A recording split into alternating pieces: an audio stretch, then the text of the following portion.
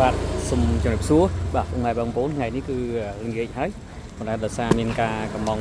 បាទបន្ថែមអញ្ចឹងគឺយើងរៀបចំបាទដាក់រៀងយប់ហើយប៉ុន្តែដោយសារតែអឺ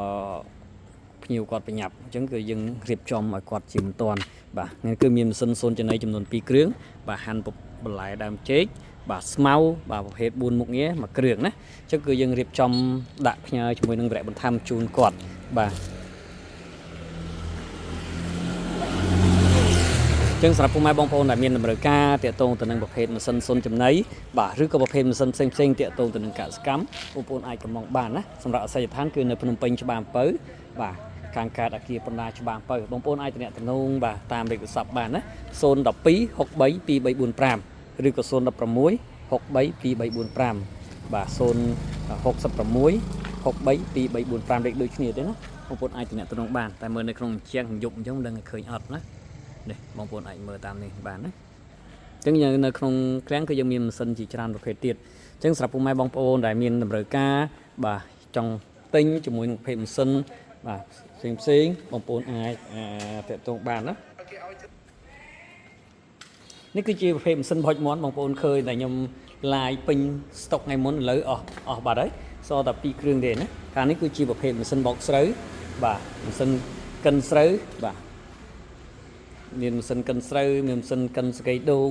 បាទមានម៉ាស៊ីនផ្សេងរៀងស្បាយឃ្លាំងតិចហើយចិត្តចូលឆ្នាំហើយអញ្ចឹងគឺ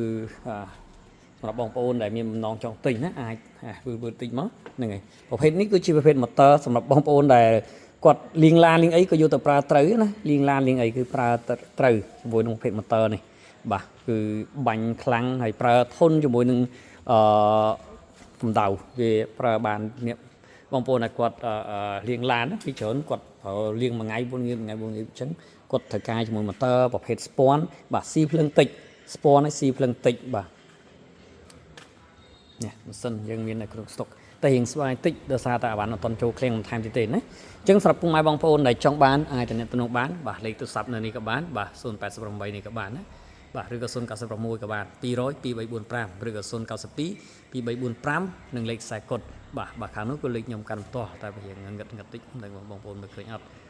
អាចកត់ទុកទៅហើយយើងមានម៉ាស៊ីនធំជាច្រើនប្រភេទទៀតបាទនេះគឺប្រភេទម៉ាស៊ីនកិនឈើដែរយើងកំពុងតែរៀបចំដំឡើងបាទជូនភ្ញៀវបាទអរគុណបាទសម្រាប់ការតាមដានទស្សនាបាទអរគុណបាទសម្រាប់បងប្អូនគ្រប់ត្រូលជាមួយនឹងគ្រឿងកសិកម្មយើងខ្ញុំបាទអរគុណបាទសូមចប់ជាមួយនឹងវីដេអូប៉ុណ្្នឹងសិនណា